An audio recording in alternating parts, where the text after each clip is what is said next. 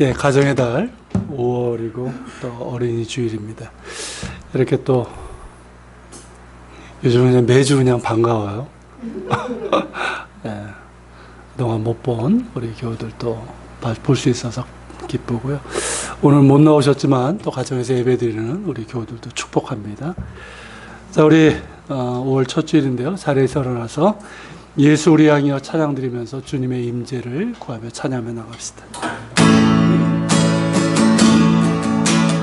예수 우리 왕이여 이곳에 오셔서 우리가 그 영광을 받아 주소서. 우리는 주님의 백성, 주님은 우리 왕이라. 왕이신 예수님 오셔서 좌정하사 다스리소서. 예수 우리 주시여 이곳에 오셔서 우리가 주께 드리는 찬양을 받아 주소서. 우리는 주님의 종들, 주님은 우리 주시라. 주 대신 예수님 오셔서 이 찬양 받아주소서.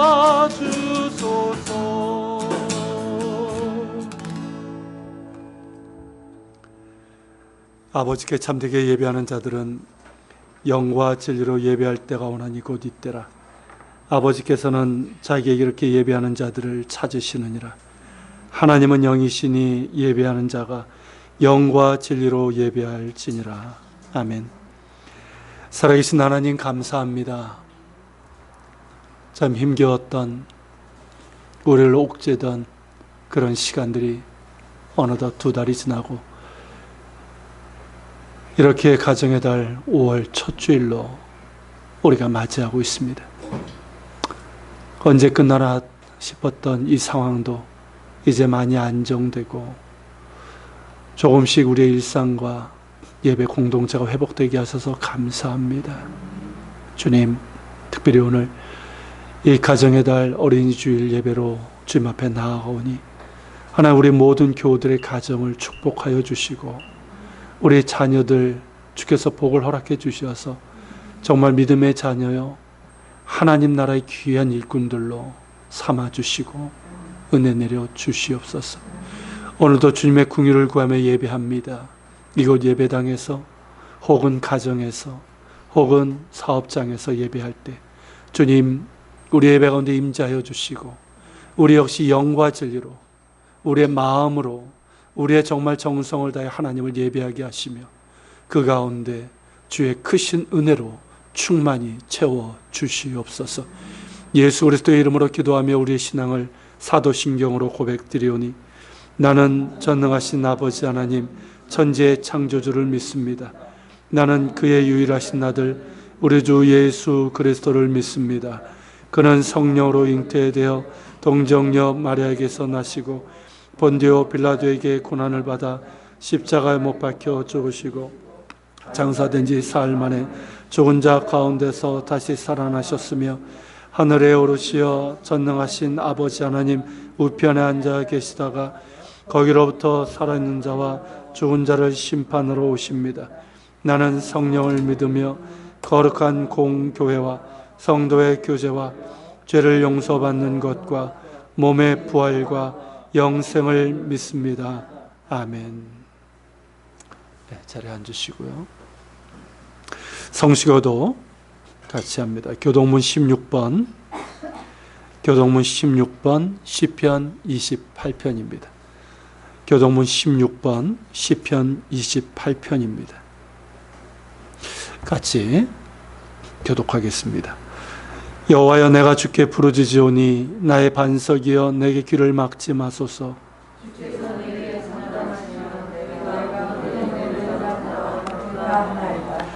내가 주의 지성소를 향하여 나의 손을 들고 주께 부르짖을 때에 악인과 악을 행하는 자들과 함께 나를 끌어내지 마옵소서.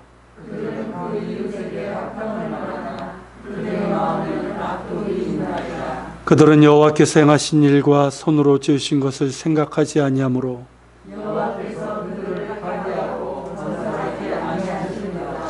여호와를 찬송하며 여호와는 나의 힘과 나의 방패이시니 여호와는 그들의 힘이시요 그의 기름 부음 받은 자의 구원의 요새이시로다. 아멘.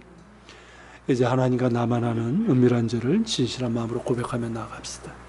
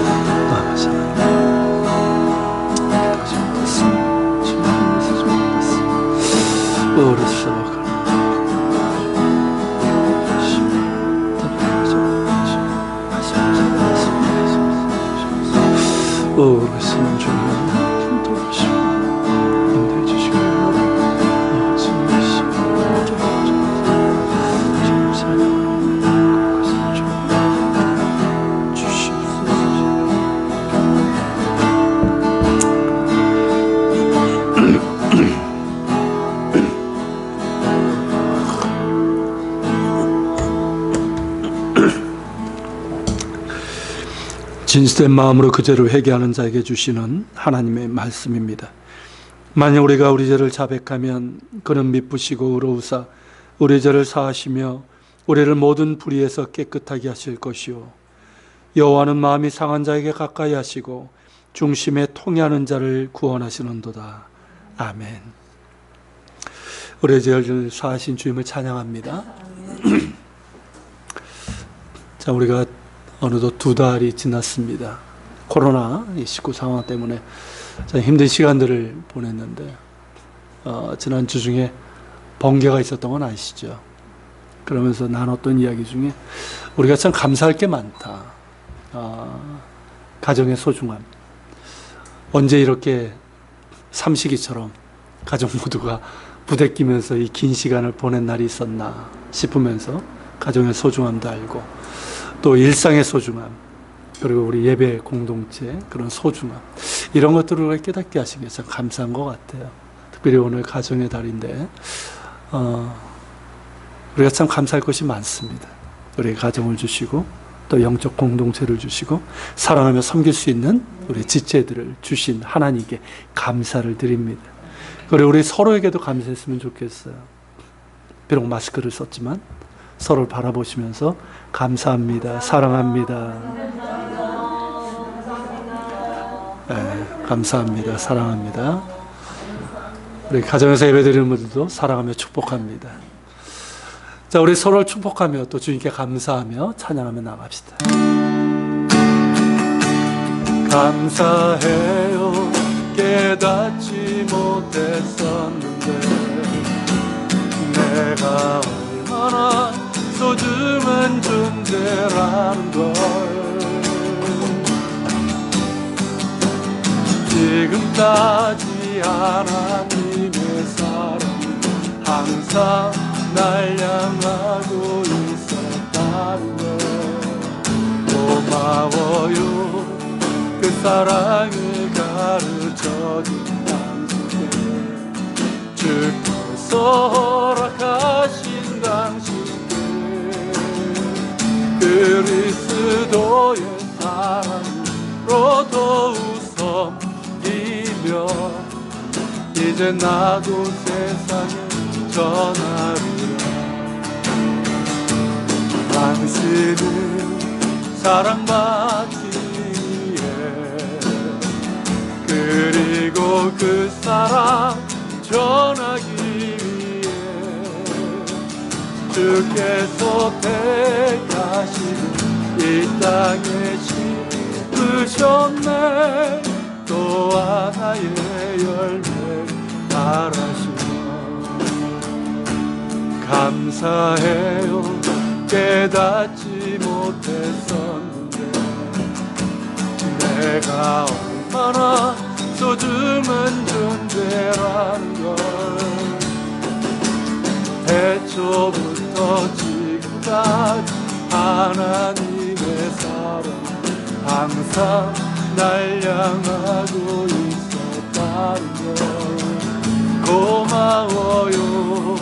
그 사랑을 가르쳐 당신께 주께서 허락하신 당신께 그리스도의 사랑으로 더욱 섬기며 이제 나도 세상에 전하리라. 당신은 사랑받기 그리고 그 사랑 전하기 위해 주께서 택하시고 이 땅에 심으셨네. 또 하나의 열매 바라시. 당신은 사랑받기 위해 당신은 서로 한번 축복하며 찬양합니다. 그리고 그 사랑 전하기 위해 주께서 택하시고 이 땅에 심으셨네. 또 하나의 열매 바라시.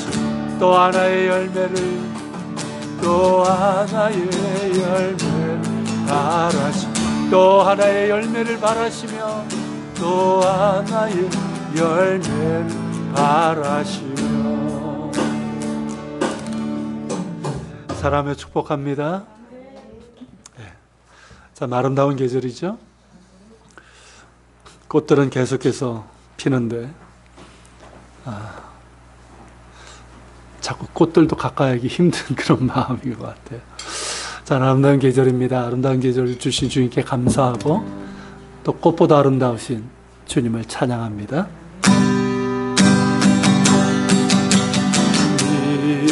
이곳에 생명샘 솟아나 눈물 골짜 지나갈 때에 너잖아 열매 맺히고 웃음소리 넘쳐나리. 이곳에 생명샘 이곳에 생명샘 솟아나 눈물 골짜 지나갈 때에 너잖아 열매 맺히고 웃음소리 넘쳐나리라. 꽃들도 구름도 바람도 넓은 바다도 찬양하라 찬양하라 예수를.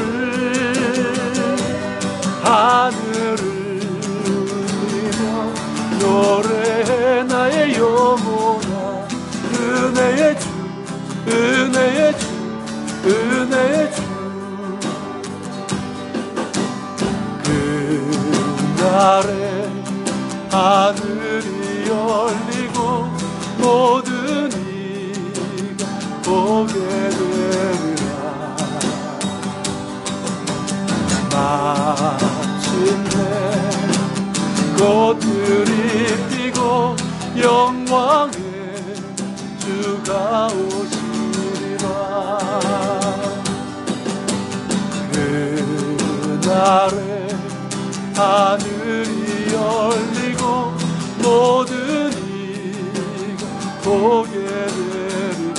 마침내 꽃들이 피고 마침내 꽃들이 피고 영광의 주가 오시리라. 꽃들도 구름도 바람도 넓은 바다도 찬양하라 찬양하라 예수를. 하늘을 울리며 노래해 나의 영혼아. 은혜의 주 은혜의 주 은혜의 주. 꽃들도 구름도 바람도 넓은 바다도 찬양하라 찬양하라 예수를. 하늘을 울리며 노래해 나의 영혼아. 은혜의 주 은혜의 주 은혜의 주. 꽃들도 구름도 바람도 넓은 바다도 찬양하라 찬양하라 예수를. 하늘을 울리며 노래해 나의 영혼아. 은혜의 주 은혜의 주 은혜의 주. 꽃들도 구름도 바람도 넓은 바다도 아멘 찬양하라 예수를. 하늘을 울리며 노래해 나의 영혼아. 은혜의 주 은혜의 주 은혜의 주. 꽃들도 구름도 바람도 넓은 바다도 찬양하라 찬양하라 예수를. 하늘을 울리며 노래해 나의 영혼아. 은혜의 주 은혜의 주 은혜의 주. 꽃들도 구름도 바람도 넓은 바다도 찬양하라 찬양하라 예수를. 하늘을 울리며 노래해 나의 영혼아. 은혜의 주 은혜의 주 은혜의 주.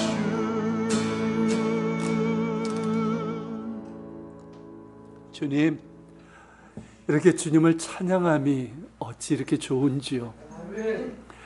그것도 하나님 오랫동안 함께 할 수 없었던 우리 교우들이 이렇게 조금씩 함께 모여 한 목소리로 한 마음으로 주님을 찬양할 수 있고 예배할 수 있음이 너무나 기쁘고 감사합니다.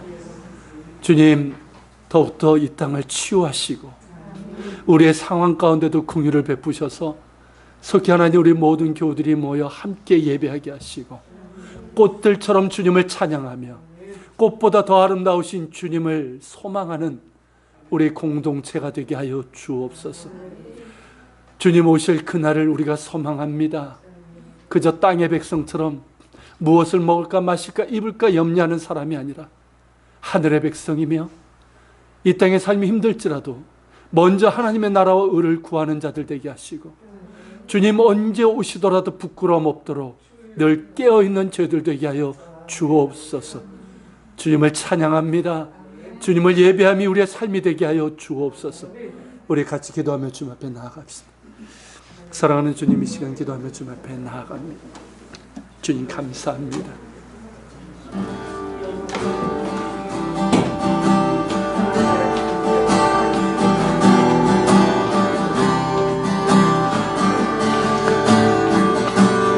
주님 감사 찬양을 드립니다.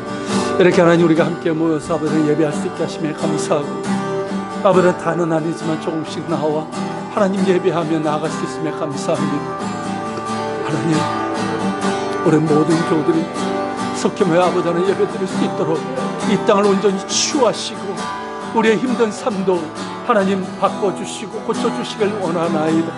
아버지 하나님, 예배의 소중함을 알게 하시고 교회 공동체의 아버지 하나님 소중함을 알게 하시며 아버지 하나님 함께 모여 예배하는 그날을 허락해 주시옵소서. 꽃들처럼 주님을 기뻐하며 찬양하게 하시고 꽃보다 아름다우신 주님을 높이며 찬양하는 우리가 되게 하옵소서.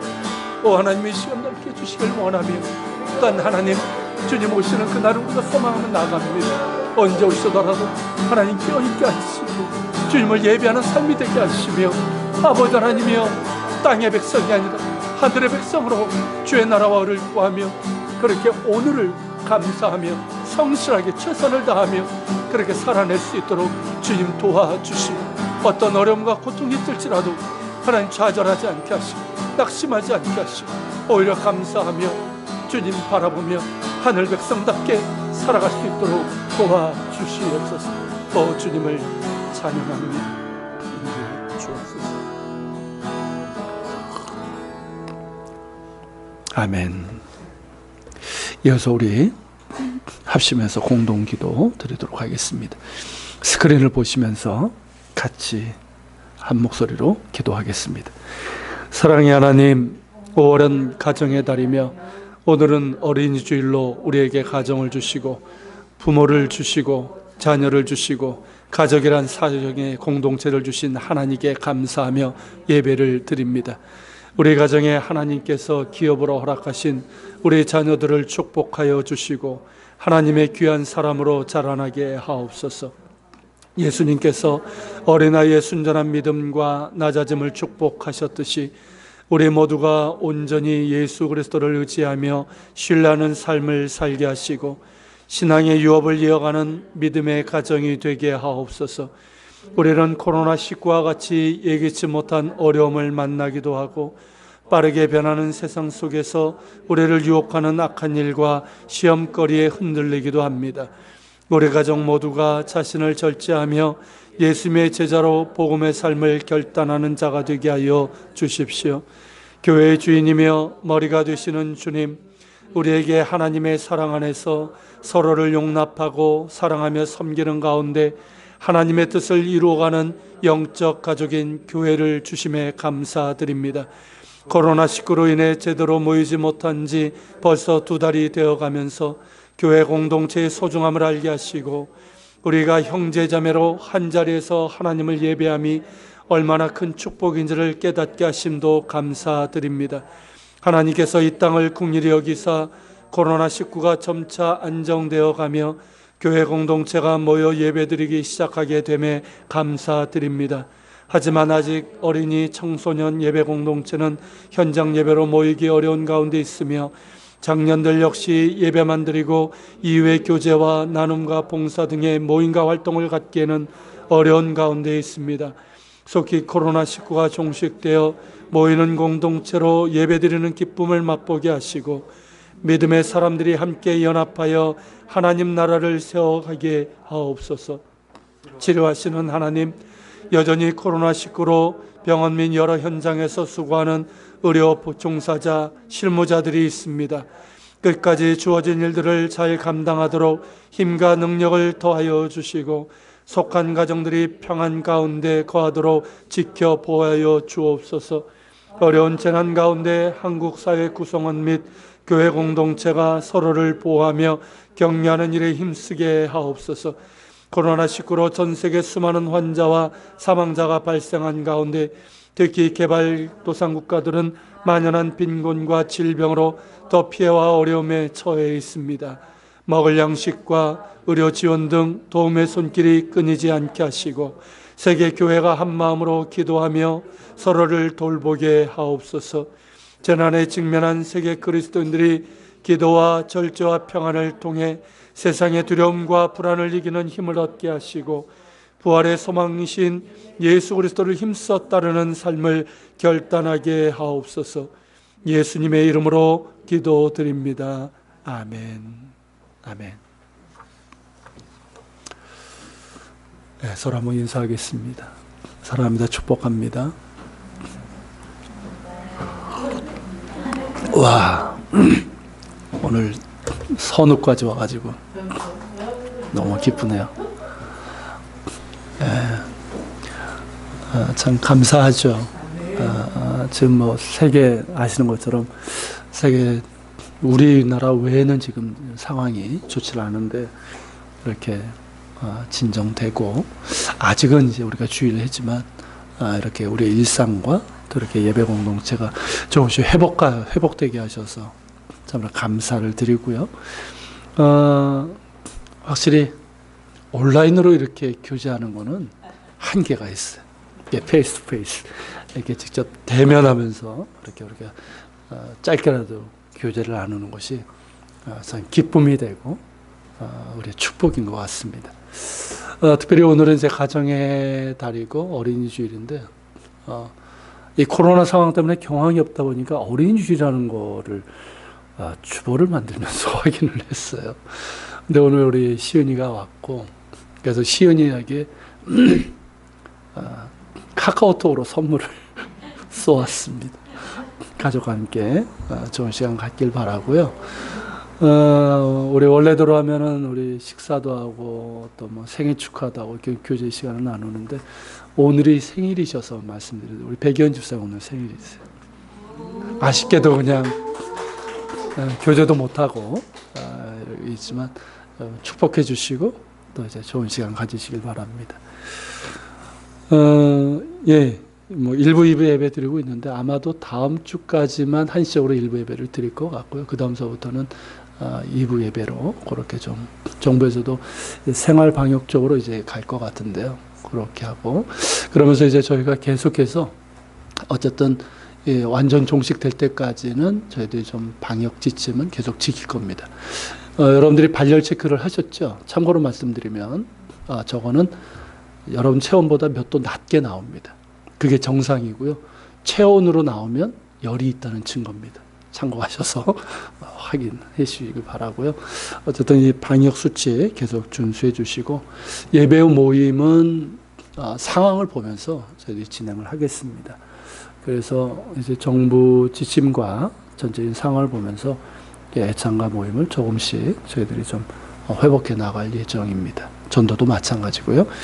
여러분 코로나 퇴치를 위해서 계속 기도해 주시고 김시현 선교사님 아시는 것처럼 이번 주 금요일이나 목요일쯤 끝날 것 같은데 자가 격리 중에 있고요.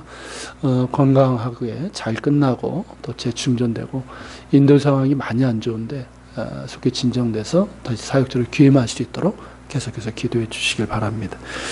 다른 거 주보 참고해 주시고요. 말씀 같이 보도록 하겠습니다. 누가복음 13장 31절서부터 35절까지입니다. 누가복음 13장 31절서부터 35절까지입니다.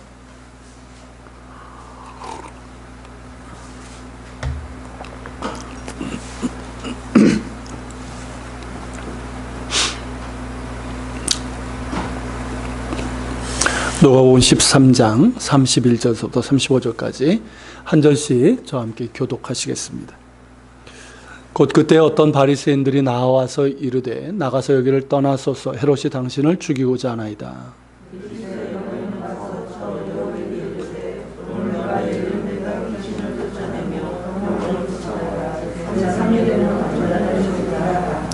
그러나 오늘과 내일과 모레는 내가 갈 길을 가야 하리니 선지자가 예루살렘 밖에서는 죽는 법이 없느니라.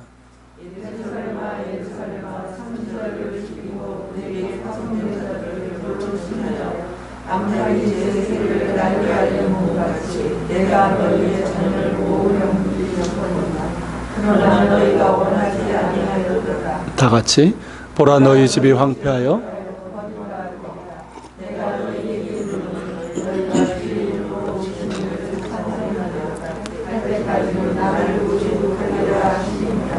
아멘. 지난주에 말씀드렸던 것처럼 오늘은 좀 이스라엘 구원과 관련된 이스라엘 선교 관련된 그런 이제 말씀을 나누게 되는데요. 이 말씀의 배경을 우리가 좀 보기 전에 예루살렘에 가면은 올드 시티라고 하는 예루살렘 성벽이 있고요. 4km 정도 둘레가 되고 그 동쪽으로는 감람산 그러니까 올리브산이죠. 감람산이 있습니다. 바로 여러분들이 사진에서 보시는 이쪽이에요. 예루살렘 성벽에서 동쪽으로 보는 저 산이 바로 감람산이고요. 저기 이제 중턱에 여러분들이 잘 보일지 모르겠지만 조그만 하나 교회가 있습니다. 중앙이 아니고 중앙에서 약간 오른쪽에 바로 이제 이 교회인데요. 항아리 단지 모양을 한 이런 예배당 건물입니다. 이를 이제 라틴어로 도미누스 플레빗이라고 부르는데 뜻이 뭐냐면 주님께서 우셨다라는 뜻입니다. 그래서 우리말로는 이제 주님 눈물교회 혹은 눈물교회라고 부르는 작은 예배당입니다. 누가복음 19장 41절부터 44절에 보면 예수님께서 예루살렘에 가까이 오셔서 그 도시를 바라보시고 눈물을 흘리신 장면이 나오는데 그것을 기념해서 세워진 교회입니다.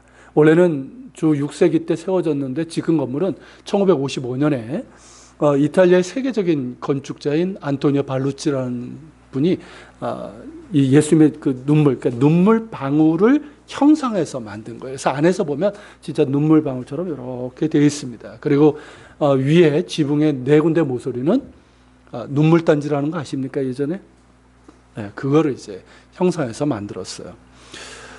참 잘 만들었어요. 작지만 그 의미를 잘 살려 만들었고, 그리고 그 안에 들어가면, 예배당 안에 들어가면은, 저렇게 이제 창문이 있고, 저런 이제 무늬가 되어 있습니다. 그래서 이 창문을 통해서 예루살렘 성이 저렇게 딱 보입니다. 그런데 이제 십자가를 이렇게 정중앙에서 보면, 십자가가 겹치는 곳이 어디냐면, 여러분들 황금돔은 보이십니까? 저게 아니고요. 그 옆에 있는 십자가 맨 끝에 겹치는 부분이 어디냐면 골고다입니다. 예수께서 십자가 형을 받으시고 또 부활하신 그 무덤이 있는 골고다. 그러니까 성묘교회인데 거기하고 정확하게 일치하는 곳이에요. 그래서 저기서 이제 하도 뭐 관광객들이 많이 오세요. 그렇지만 조용히 묵상하면서 이 말씀을 보고 그리고 기도하면 정말 은혜로운 곳, 그리고 주님의 마음이 느껴지는 곳이기도 합니다.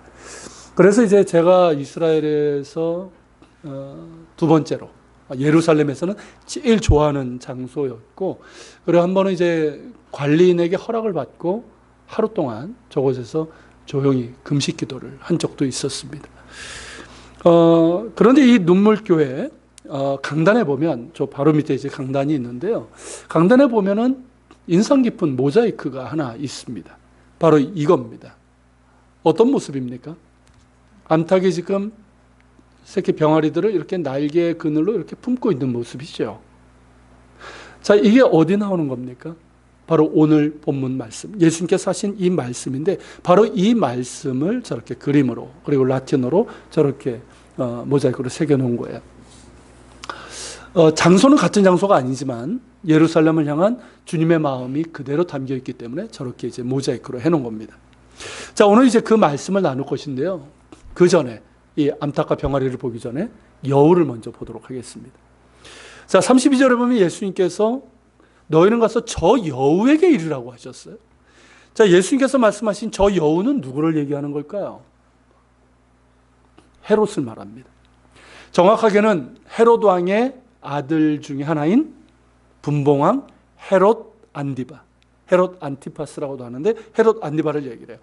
그러니까 갈릴리와 요단 동편의 이 베레아라고 하는 지역을 영지로 다스렸던 분봉왕이었습니다. 자, 먼저 상황을 보면, 자, 이때 어떤 바리새인들이 예수님께 찾아오지요. 그래서 뭐라고 얘기합니까? 헤롯이 당신을 죽이려고 하니까 여기서 빨리 떠나라고 얘기를 합니다. 자, 과연 이들은 누구일까요? 그것도 바리새인들이 얘기했단 말이죠. 보통 바리새인들에 대해서는 우리가 부정적인 시각을 좀 갖고 있고요.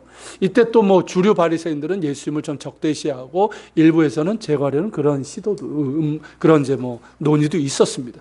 그러다 보니까 많은 사람들이 이들의 의도가 순수하지 못하다 그렇게 얘기를 합니다.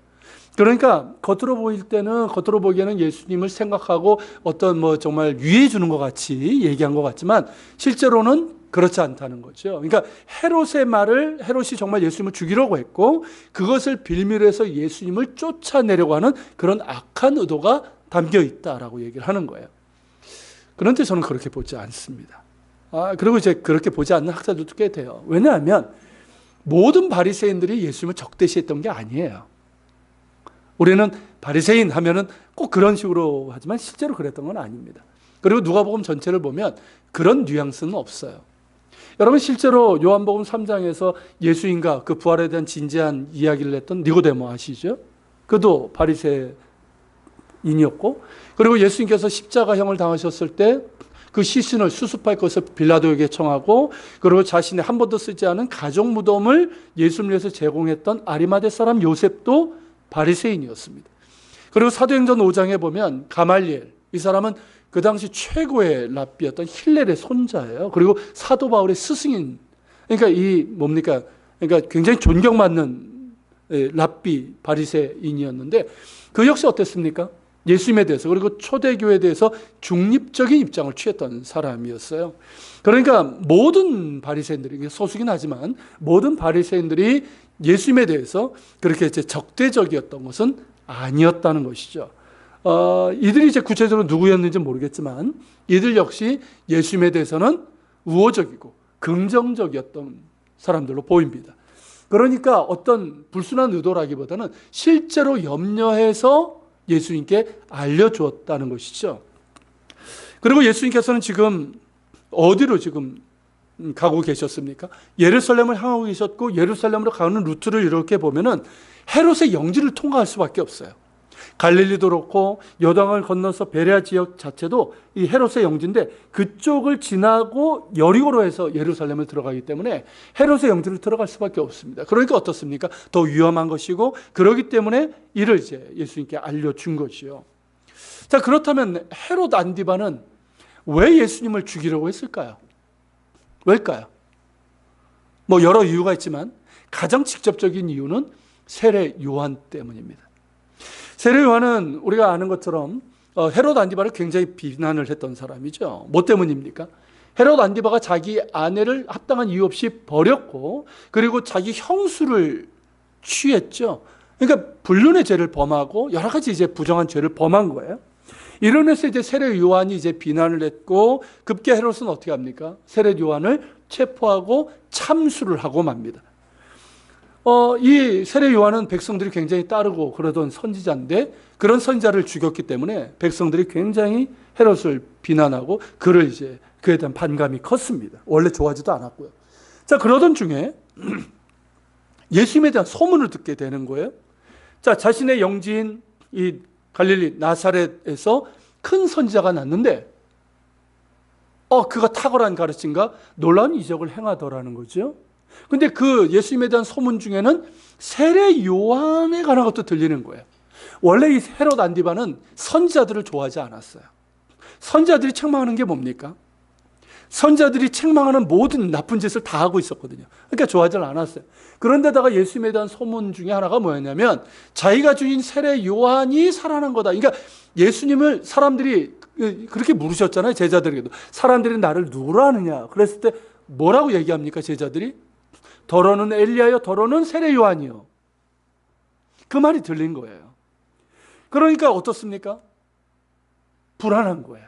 두려운 거예요. 죄를 지은 놈들이 있고 그렇지 않습니까? 그런데도 예수님의 가르침 내용도 상당히 불편한 거예요. 그러다 보니까 어떤 게 하면 예수님마저도 죽이려고 했던 것이죠. 가만 보면 그의 아버지 헤롯 왕과 가장 닮은 데가 많은 사람이 헤롯 안디바예요. 그만큼 권력에 대한 이 욕심이 컸고, 그리고 권력을 유지하고, 그리고 이제 자기가 원하는 것을 갖기 위해서는 수단과 방법을 가리지 않았던 아주 교활하고 야비했던 사람이 바로 헤롯 안디바였습니다. 자, 이제 예수님의 대답인데요. 32절부터 이렇게 보면 두 부분으로 나눌 수가 있습니다. 32절서부터 33절은 헤롯에게 전하라고 하신 말씀이고, 그리고 이제 34절서부터 35절은 예루살렘을 향한 말씀입니다. 먼저 헤롯에게 전하라고 하신 말씀을 보면 예수님께서는 헤롯을 뭐라고 부르셨습니까?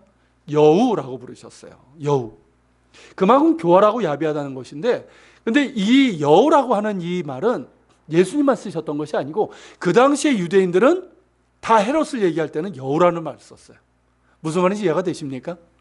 항상 헤롯 얘기할 때 헤롯 대놓고 얘기하지 못하잖아요. 뭐 임금님기는 당나귀기 뭐 이런 식으로, 여우가 말이야, 이런 식으로 얘기했단 말이죠. 그러니까 여우라고 하면 그 당시에는 헤롯 안디바를 지칭하는 말이었습니다. 자, 헤롯 헤롯에게, 이 여우 헤롯에게 전하라고 하는 말씀이 뭡니까?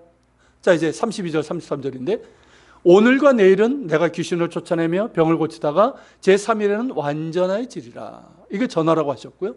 그러나 오늘과 내일과 모레는 내가 갈 길을 가야 하리니 선지자가 예루살렘 밖에서는 죽는 법이 없느니라 말씀하셨어요. 이게 무슨 뜻일까요?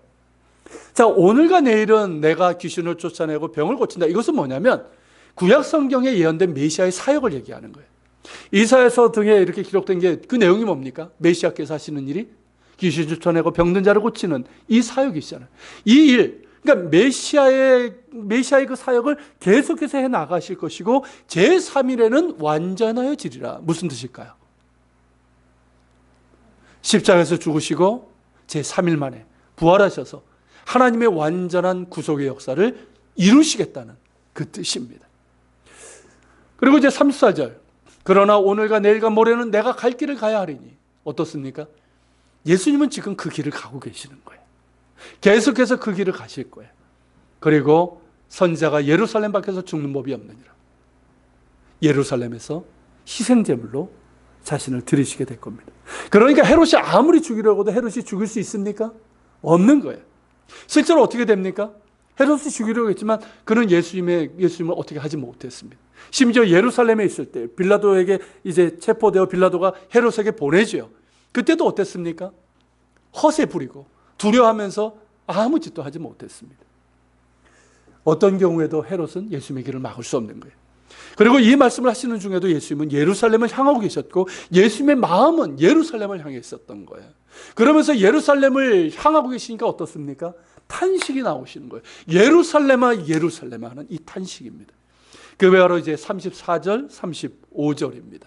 같이 한번 읽어볼까요? 예루살렘아 예루살렘아 선지자들을 죽이고 내게 파송된 자들을 돌로 치는 자여 암탉이 제 새끼를 날개 아래 모든 같이 내가 너희의 자녀를 모의한 일이 몇 번이냐. 그러나 너희가 원하지 아니하였도다. 보라 너희 집이 황폐하여 버린 바 되리라. 내가 너희에게 이르노니 너희가 주의 이름으로 오시는 일을 찬송하리로다 할 때까지는 나를 보지 못하리라 하시니라. 이 말씀하셨어요. 여러분 여기서 예루살렘은 단지 도시로서의 예루살렘을 얘기하는 건 아닙니다. 이스라엘 전체를 얘기하는 거예요. 이스라엘을 대표하는 거죠. 예루살렘, 그러니까 이스라엘을 향하신 예수님의 탄식입니다. 그 탄식이 뭡니까? 예루살렘아 예루살렘아 선지자들을 죽이고 내게 파송된 자들을 돌을 치는 자요. 이는 실제로 구약 성경을 통해서 확인할 수 있는 일입니다. 우리가 지금 역대하를 보고 있지만 선지자 스가랴를 성전에서 돌로 쳐서 죽였죠. 이외에도 예레미야를 학대하고 많은 선지자들을 그렇게 핍박하고 죽이고 그런 일들을 했습니다. 하나님께서는 반역의 불순종을 일삼는 이 이스라엘에게 당신의 종들을 계속해서 보내셨어요. 선지자들을 보내셨어요. 그 이유가 뭡니까? 죄에 대한 책망도 있고 심판에 대한 경고도 있지만 결국 그 바탕에는 뭐가 있는 겁니까? 당신의 백성을 궁일히 여기시는 그 사랑과 자비가 있는 거예요. 그래서 지금이라도 회개하고 돌이키기를 원하셨던 것입니다. 그들이 망하는 길이 아니라 그들이 사는 길로 돌이키기를 원하셨던 것이죠. 마치 암탉이 그 새끼를 날개 아래 모으는 것처럼 당신의 자녀들을 그렇게 그 품에 품으려고 하신 적이 여러 번이었습니다. 그러나 이스라엘은 어땠습니까?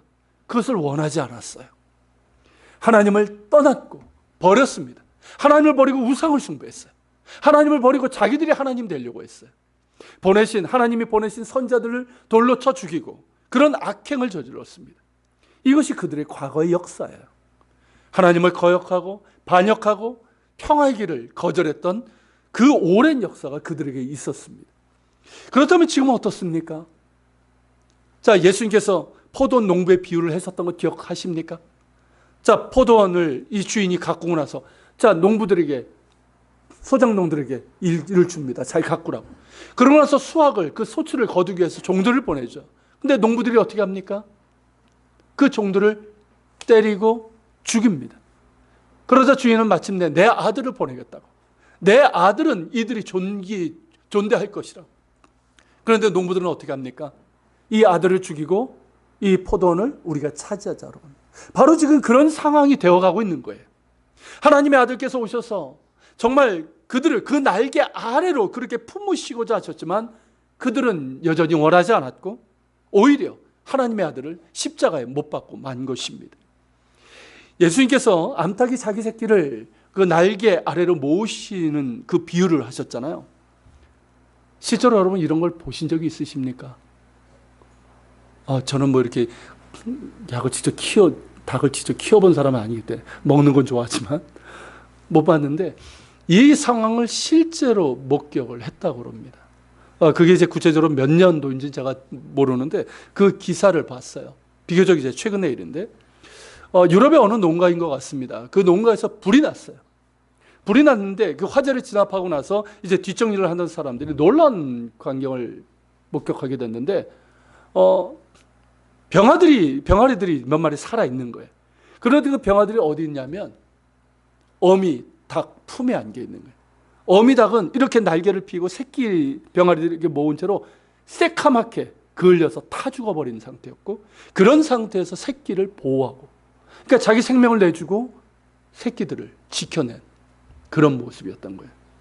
바로 예수님께서 말씀하신 그대로인 거죠. 여러분, 예수님께서 지금 이스라엘 위해서 하고자 하신 일이 바로 이것 아닙니까? 우리를 위해서 하신 일도 바로 그거잖아요.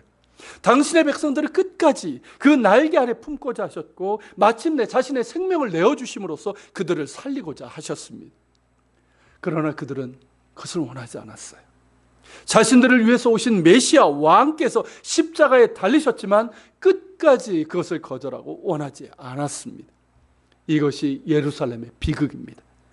결국 예수님의 말씀처럼 그들의 땅은 황폐해지고 말았습니다. 그들의 집, 성전을 비롯해서 그들의 집 예루살렘은 어떻게 됩니까? 파괴되고 주시 10년에 로마에서 함락되고 철저하게 파괴되고, 그러면서 황폐화되어 버림받되고 말았습니다. 그런데 여러분, 이러한 모습이 오늘날은 어떨까요? 오늘날에도 겉으로 보면 크게 달라진 것 같지는 않습니다. 지금의 유대교는 바리새파 이 유대교의 뿌리를 두고 있습니다. 그래서 랍비 유대교라고 그러는데요, 여전히 예수님에 대한 이 반대와 거절이 매우 심합니다.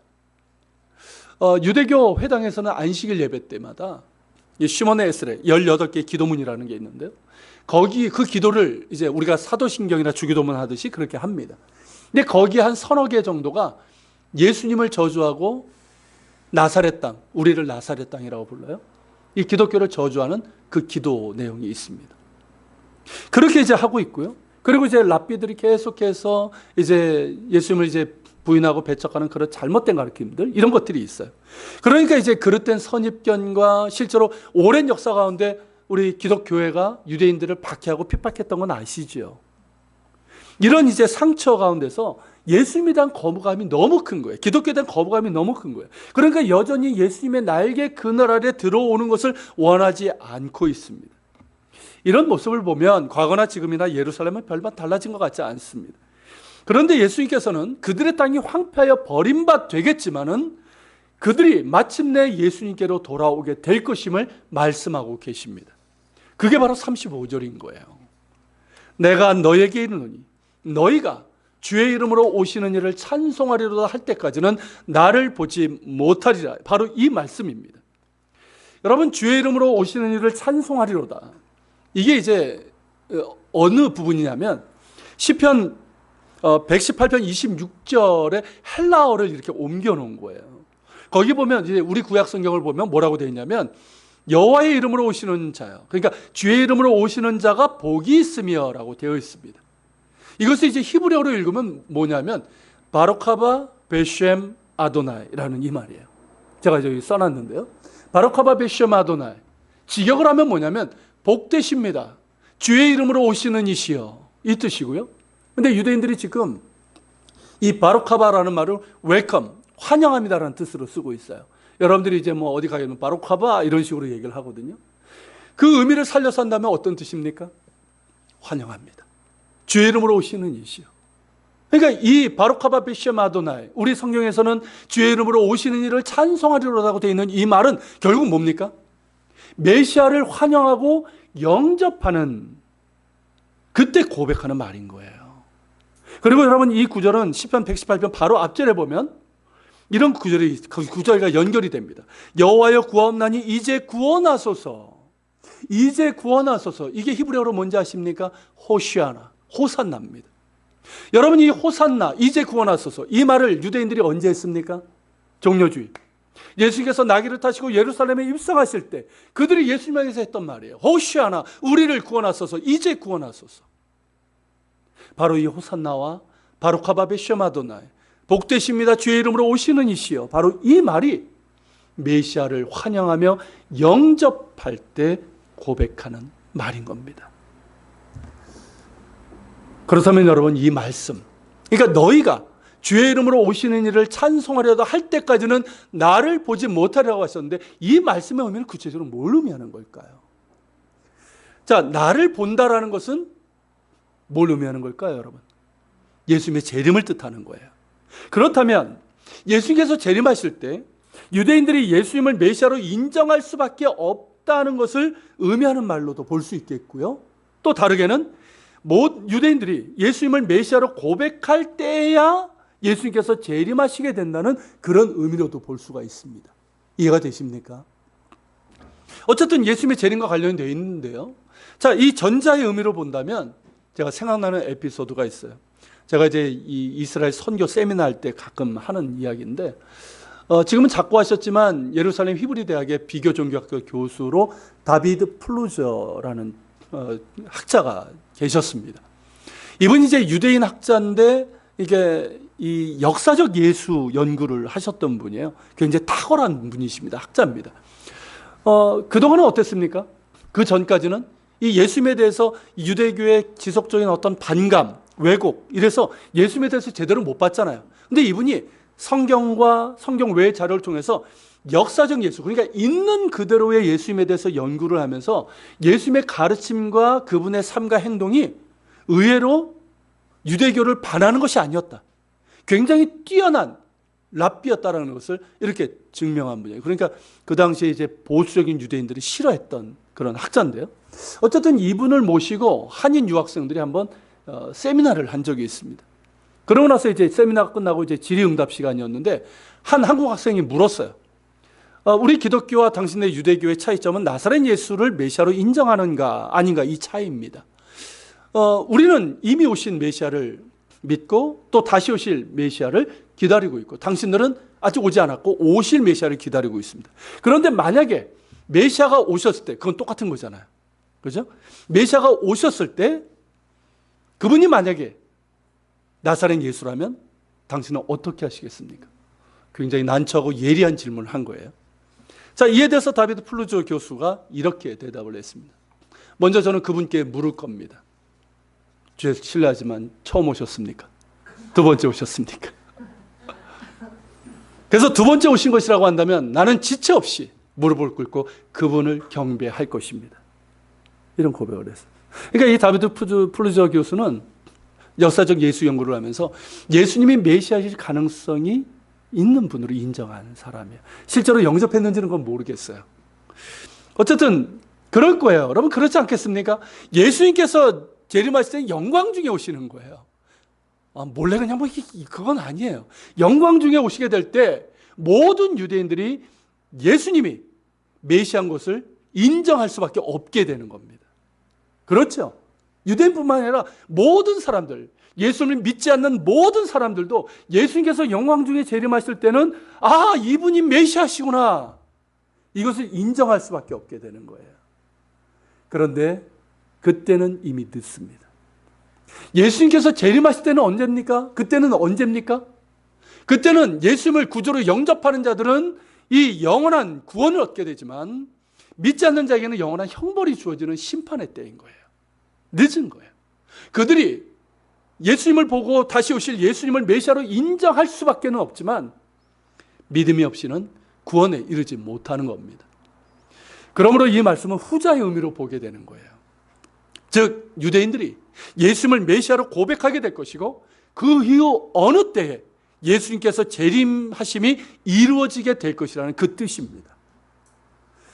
여러분, 로마서 9장서부터 11장, 그리고 에베소서 2장, 갈라디아서, 이런 곳에 보면 예수님을 이제 유대인들이, 이제 이스라엘이 예수님을 메시아로 고백함으로써 그들이 구원받게 될 것이라는 것을 그렇게 증언하고 있어요. 이 부분에 대해서도 나중에 여러분들과 함께 말씀을 나눌 것인데, 요는 이겁니다, 여러분. 이스라엘은 과거 구약시대에도 하나님의 날개 그늘에 있기를 원하지 않았어요. 그리고 예수님의 날개 아래 있기를 거절했습니다. 그래서 그들의 땅이 황폐하여 버림받았지만 그럼에도 하나님께서는 그들을 버리지 않으셨고 포기하지 않으셨다는 이 사실입니다. 여러분, 이게 너무나 중요한 거예요. 그동안 교회 과오 중에 하나가 뭐냐면, 하나님이 유대인들이 이제 예수님의 십자가 못 박았다는 이유 때문에 하나님이 그들을 버리셨다라고 얘기를 했어요. 그거는 정말 잘못된 신학입니다. 여러분, 로마서 한번 읽어보세요. 여러분들 가서 집에 가서 9장서부터 11장을 읽어보십시오. 하나님은 결코 택한 자를 버리지 못하십니다. 안 하시는 게 아니라 못 하시는 거예요. 하나님은 이스라엘을 버리지 않으셨습니다. 그들을 포기하지 않으셨습니다. 만약에 이스라엘을 버리시고 그들을 포기했다면 우리도 포기할 수 있고 우리도 버리실 수 있다는 뜻이 되는 거예요. 하나님은 그런 분이 아니십니다. 여러분, 그로부터 2000년이 지난 지금도 별반 달라 보이지 않는 것 같지만 하나님께서는 그들 가운데 일하고 계시고 그들의 입에서 호산나 이제 구원하소서 바로카바베 쉐마도나이 주의 이름으로 오시는 이여 복되십니다라고 하는 이 찬양의 고백이 지금 일어나고 있다는 이 사실이에요. 여러분, 오늘날 전 세계 유대인 인구가 2017년을 기준으로 하면 약 1600만 정도 됩니다. 그 중에 약 700만 정도가 이스라엘에 살고 있어요.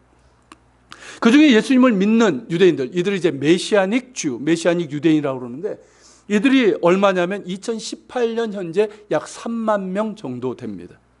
퍼센테이지로 보면 굉장히 작아요. 0.5%가 채 안 됩니다. 0.4 몇 %밖에 안 돼요. 전 세계로 보면은 약 40만 명 정도로 추산됩니다. 40만 명 정도의 유대인들이 예수님을 믿고 있어요.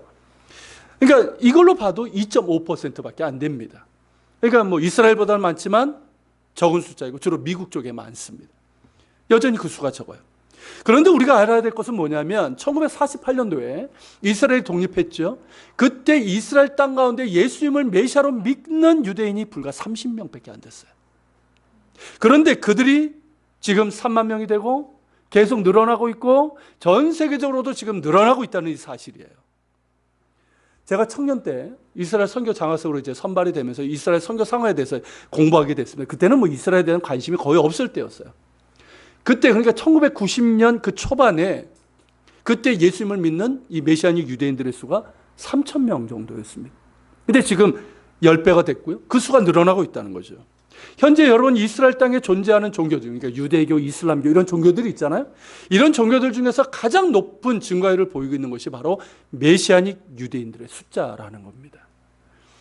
여러분, 유대교의 강한 거부감, 그리고 이런 선입견, 왜곡, 그리고 이제 교회가 행한 많은 핍박과 이런 상처 가운데서 유대인들, 그러니까 어느 민족보다도 어떻게 보면 이슬람 교도들보다 유대인들이 예수님을 믿기가 더 힘들어요.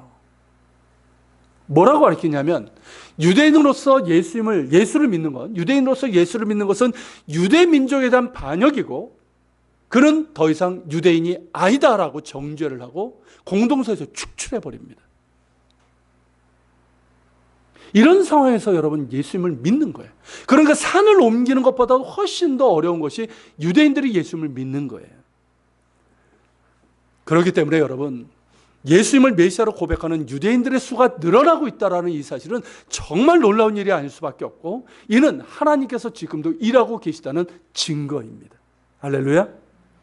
여러분, 사도 바울이 로마서 11장 23절 등에서 증언하는 것처럼 하나님께서 그들을 버리지 않으셨고 그들 스스로 감람나무이신 주님에게서 떨어져 나갔어요. 그렇지 않습니까? 무슨 의미인지 아시겠죠? 떨어져 나갔어요, 스스로. 그렇지만 사도 바울이 뭐라고 합니까? 그들을 다시 접붙이실 능력이, 그들을 다시 회복시키실 능력이 하나님께 있다라고 얘기를 합니다. 하나님께서 지금 일하고 계시다는 거예요. 여러분, 우리 가족이 이스라엘 살 때 자연스럽게 이제 메시아닉 유대인들을 만나게 되고 또 제가 목회하던 공동체도 유대인들이 있었단 말이에요. 예수님을 믿는 유대인들. 그리고 이제 그들과 이제 교제를 하면서 나눴는데 그들의 입에서 나온 말이 바로 이거예요. 히브리어로. 호시아나 이제 구원하소서 바로카바비 쉐마도나이 복되십니다 주의 이름으로 오시는 이시 하면서 예수님을 찬양하는 그 소리를 우리가 들었어요. 처음 그 소리를 들었을 때 정말 온몸에 전율이 끼치는 것 같았어요. 얼마나 감격적입니까? 예수님께서 하신 말씀 그대로 되고 있는 거예요. 그리고 이들의 숫자가 계속해서 늘어나고 있다는 것이죠. 여러분, 그렇게 많은 유대인들이 예수님께 돌아올 것입니다. 그리고 우리 이방인들의 구원받은 수도 충만하게 될 때, 그리고 하나님께서 작정하신 그때 예수님께서 다시 오실 것입니다. 그리고 그때 구원받은 유대인들과 우리 이방인 신자들이 예수님 안에서 큰 기쁨과 축복을 누리면서 영원한 하나님 나라에서 주님과 함께 영원히 왕노릇하게 될 것입니다. 할렐루야. 이것을 볼 줄 알아야 돼요. 여러분, 그저 종말에만 이 초점을 둔 세대주의 종말론자들의 어떤 이스라엘 회복 운동을 우리가 경계를 해야 되지만, 이스라엘이 예수님을 메시아로 고백하면서 주님의 날개 아래로 들어올 수 있기를 우리는 기도해야 되는 겁니다. 이게 우리 교회에 주어진 사명이기도 한 거예요. 여러분, 예수님을 십자가에 못 박은 이스라엘 하나님이 버리셨다는 잘못된 이 대체 신학이라고 하는데, 이 신학에서 우리가 벗어나야 되고요. 그들은 하나님을 버렸어요. 맞죠? 그렇지만 하나님은 그들을 결코 버리지 않으셨고 버릴 수 없는 거예요. 이것을 기억하면서 그들이 속히 예수님을 영접함으로 하나님께 돌아올 수 있기를 우리가 기도해야 합니다. 앞서 제가 이스라엘에 살 때 이 감람산에 있는 눈물교회, 주님 눈물교회에서 하루 동안 금식 기도를 했다고 그랬죠. 그때 주님께서 제 마음 가운데 정말, 사실은 다른 중요한 기도 제목 가지고 기도를 하다가 주님께서 정말 제 마음 가운데 부어주신 거예요. 예배당 안에서 창문을 통해서 예루살렘 성벽을 이렇게 성을 보고 있었어요. 그러면서 이 두 가지 말씀을 묵상하면서 기도하고 있었습니다. 근데 그러면서 제 마음 가운데 정말 뜨거운 마음을 부어주셨는데요. 그 뜨거운 마음으로 인해서 제가 한참을 울면서 기도를 했고, 그리고 그 마음을 시로 써서 장신대 신문에 실리기도 했었습니다. 제가 원래 시하고 친한 사람이 아니에요. 그런데도 주님께서 감동을 주시니까 그런 시가 하나 나오더라고요. 바로 이 시입니다. 주님께서 오셨다. 도미누스 플레빗. 주님이 우셨던 곳, 예루살렘을 바라다보시며 내려다보시며 우셨던 곳. 예루살렘아 예루살렘아, 지금도 그 소리, 그 눈물이 떨구어지는 것. 여전히 주님의 눈 그 위에 머물러 있고 창밖으로 바라보는 거룩한 성의 폐허, 2000년이 지나도 변함없는 배척.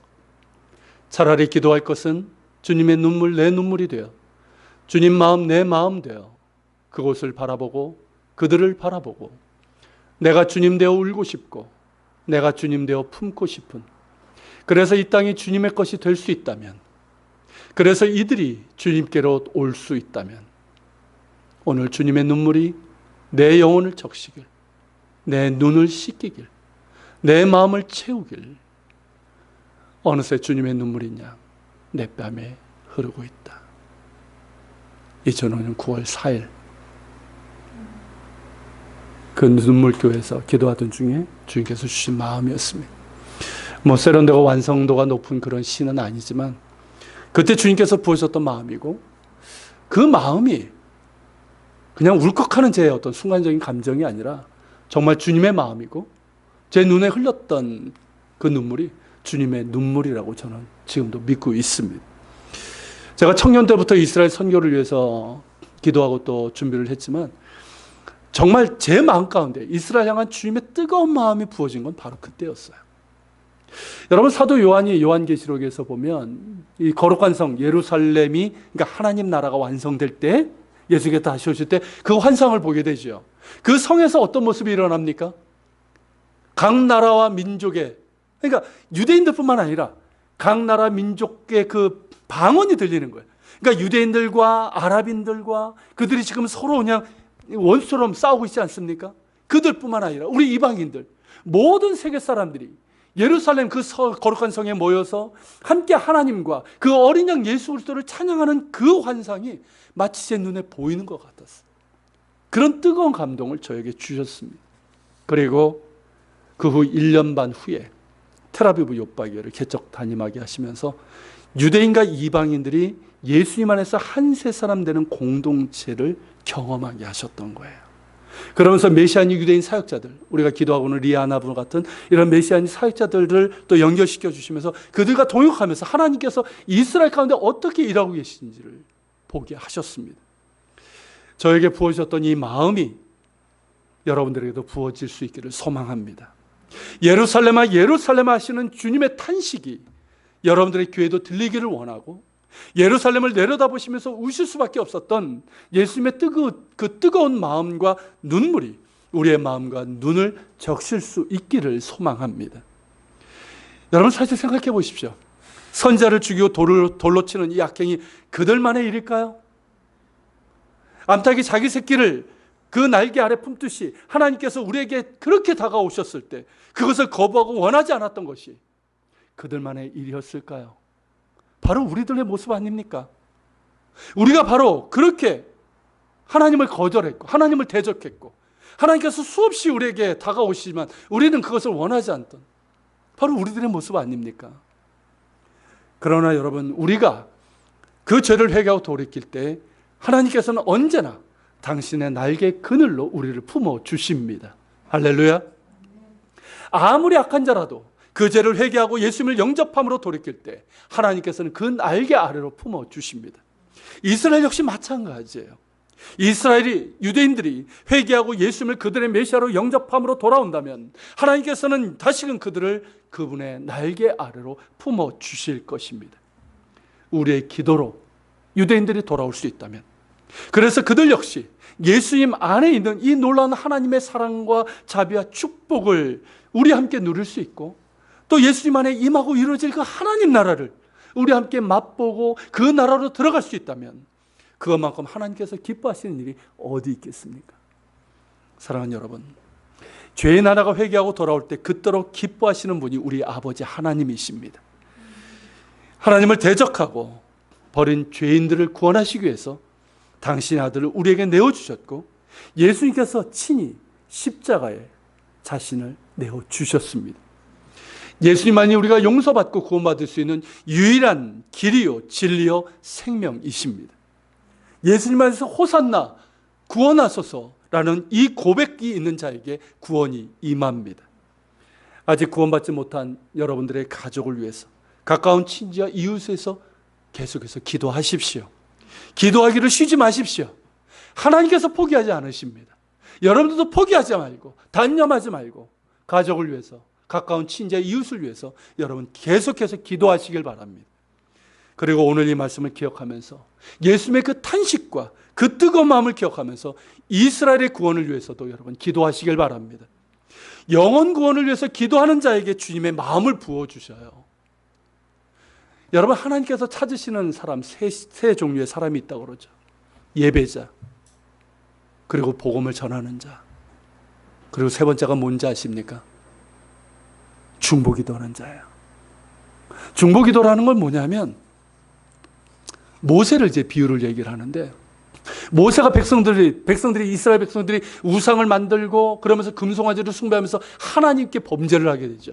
그래서 하나님께서 굉장히 진노하시면서 이들을 내가 없애버리고 모세 너의 후손으로 새로운 민족을 만들겠다고 하셨잖아요. 그때 모세가 어떻게 합니까? 죽음을 각오하고 하나님 앞에 섭니다. 내 이름을 주님의 생명책에서 지울지언정 이 백성만큼은 용서해달라고 구합니다. 그러자 하나님께서 어떻게 하십니까? 그 분노를 잊으신 것처럼 내가 너의 말을 듣겠다라고 하십니다. 여러분, 이게 하나님께서 찾으시는 사람의 모습이에요. 이게 뭐냐면 중보기도예요. 중보기도는 뭐냐면 주님의 마음 한복판으로 들어가는 거예요. 그냥 밋밋하게 누구를 위해서 기도하는 것이 아니라 그를 위해서 기도할 때, 특별히 구원받지 못한 영혼들을 위해서 기도할 때, 우리가 열방을 위해서 기도할 때, 우리가 뭐 선교지 갈 때 이런 기도하지 않습니까? 그리고 특별히 이스라엘은 하나님께서 택하셨던 백성이고 지금도 하나님의 눈물이 머무는 곳이에요. 그들을 위해서 기도할 때 하나님께서 우리에게 주시는 게 뭐냐면 당신의 마음을 부어주시는 거예요. 예루살렘 눈물교회에서 제가 기도했을 때 제 마음에 부으셨던 것처럼, 그리고 제가 예전에 청년들을 데리고 일본에 갔을 때 그때 부으셨던 그 마음처럼 주님의 마음을 우리에게 부어주실 것입니다. 여러분, 우리에게 가장 큰 은혜와 축복이 뭘까요? 영광이 뭘까요? 하나님의 마음을 우리가 아는 거예요. 그렇지 않습니까? 하나님의 마음이 우리 가운데 부어지는 거예요. 이것만큼 큰 축복과 은혜가 없어요. 하나님의 마음이 우리 가운데 부어진다면 우리의 바라보는 눈이 달라질 겁니다. 우리의 눈이 이렇게 메마르지 않을 거예요. 우리의 마음이 이렇게 황폐하지 않을 거예요. 그 마음으로 기도하고 정말 눈물로 기도하면서 하나님의 마음을 알기 때문에 하나님의 기뻐하시는 그 길을 가고자 하는 우리가 될 줄로 믿습니다. 계속해서 기도하십시오. 구원받지 못한 이들을 기해서 기도하시고, 또 여러분들이 어느 민족을 위해서 기도하면 기도하시고, 그리고 무엇보다 이스라엘의 구원을 위해서 기도하시면서 주님의 마음을 부어달라고, 주님의 그 뜨거운 눈물을 저에게도 허락해달라고 그렇게 기도하는 여러분 되시기를 축복합니다. 오늘 말씀을 기억하면서 같이 기도합시다. 스크린을 보시면서 기도하셔도 괜찮습니다. 먼저 말씀을 기억하면서 기도하겠습니다. 예루살렘아 예루살렘아 탄식하시는 예수님의 마음과 흘리셨던 그 눈물을 우리에게도 주시옵소서. 그래서 죽어가는 영혼들을 위해서 울며 기도하게 하시고 이스라엘의 구원을 위해서 기도하게 하옵소서. 유대인들의 눈이 열리게 하시고 마음이 열려서 예수님을 향해 호산나 이제 구원하소서, 복되십니다 주의 이름으로 오시는 이시여라고 고백하게 하옵소서. 우리 같이 기도하며 주님 앞에 나아갑시다. 살아계신 주님, 이 시간 기도합니다. 예루살렘아 예루살렘아 탄식하시는 예수님, 유대인들의 모습이고 또한 우리들의 모습이었습니다.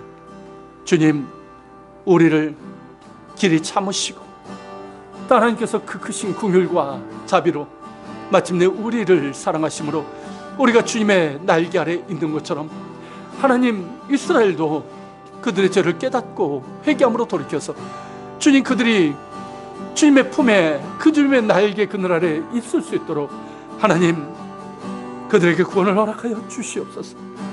하나님, 우리가 보낸 바라옵기는 예루살렘아 예루살렘아 탄식하셨던 예수님의 그 마음과 예루살렘을 보시면서 흘리셨던 그 눈물을 우리에게도 주시옵소서. 그래서 죽어가는 영혼들을 위해서 울며 기도하게 하시고 이스라엘의 구원을 위해서 기도하게 하옵소서. 유대인들의 눈이 열리길 원합니다. 그들의 하나님 닫혀진 눈이 열리게 하시고 그들의 아버지 하나님 그 마음, 굳어진 마음들이 열려서 예수님을 향해서 호시아나 바로카바 베시마 아도나이 이제 구원하소서, 복되십니다 주의 이름으로 오시는 이시여 라고 고백하며 주님을 영접할 수 있도록 주님 허락하여 주시옵소서. 원하옵나니 주님, 우리에게 주의 마음을 부어 주시옵소서. 잃어버린 영혼들을 향한 주의 마음을 부어 주시고 열방의 구원과 이스라엘 구원을 위한 향한 주님의 마음을 우리에게 부어 주시옵소서. 주님, 주님의 마음을 알아 우리가 더욱더 기도할 수 있는 저희들 될 수 있도록 은혜 내려 주시옵소서. 계속해서 기도합니다. 코로나19가 점차 안정화되며 교회 공동체가 현장 예배로 모이기 시작하고 있지만 아직도 전체적인 모임은 어려운 가운데 있습니다. 주님, 더욱더 치유하여 주셔서 모이는 공동체로 예배드리는 기쁨을 속히 맛보게 하시고 현장에서 수고하는 의료 종사자, 여러 기관의 관계자들, 또한 가족들 하나님 지치지 않고 끝까지 잘 감당할 수 있도록 능력을 더해 주옵소서. 우리 한국 사회와 교회 공동체도 서로를 보호하며 격려하는 일에 힘쓰게 하여 주시고 특별히 하나님 전 세계 수많은 환자 사망자들이 발생하고 있고 특히 하나님 개발도상국들 아프리카와 아시아 등 하나님 이런 국가들은 빈곤과 질병으로 인해서 더 큰 피해와 고통 가운데 있습니다.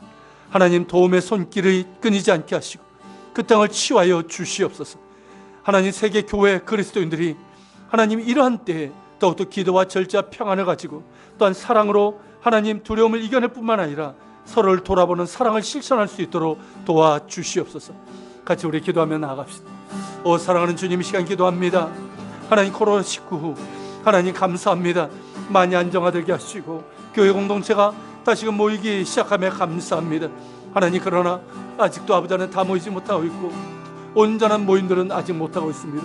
하나님, 공의를 여기서 속히 치유하여 주시고 그래서 아버지 하나님이 우리가 모이는 교회로서 또한 함께 드리는 예배 드리는 교회로서 또는 흩어지는 교회로서의 모습이 회복될 수 있도록 하나님 도와주시옵소서.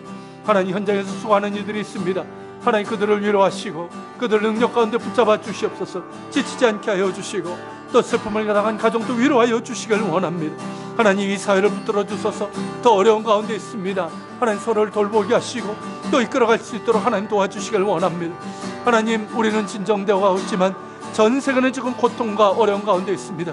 하나님 긍휼히 여겨주시고 그런 가운데서 하나님 서로를 돌아볼 수 있는 그런 마음도 주시고, 특별히 개발도상 국가들 하나님 그들이 질병과 가난으로 인해서 더 큰 피해를 겪고 있사온데 하나님 그들을 긍휼히 여기시고 그들을 돕는 손길들이 끊이지 않게 하여 주시옵소서.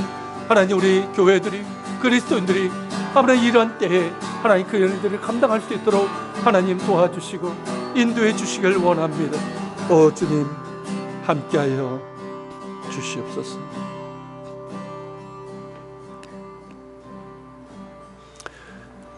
예루살렘아 예루살렘아, 탄식하신 예수님의 마음, 그리고 예루살렘을 보시고 눈물을 흘리셨던 그 주님의 뜨거운 눈물을 우리에게도 허락하여 주옵소서. 우리가 바로 그랬던 사람들이기 때문입니다. 하나님께서 우리를 만약에 포기하셨다면 우리는 이런 은혜를 누리지 못했을 것이기 때문입니다. 그러기에 주의 은혜에 감사하며 기도합니다. 아직 믿지 않아 구원받지 못한 우리의 가족들을 위해서, 우리의 가까운 친지들을 위해서, 이웃을 위해서 포기하지 않게 하시고 기도하게 하여 주시고, 기도할 때 주님의 마음을 부어 주시옵소서.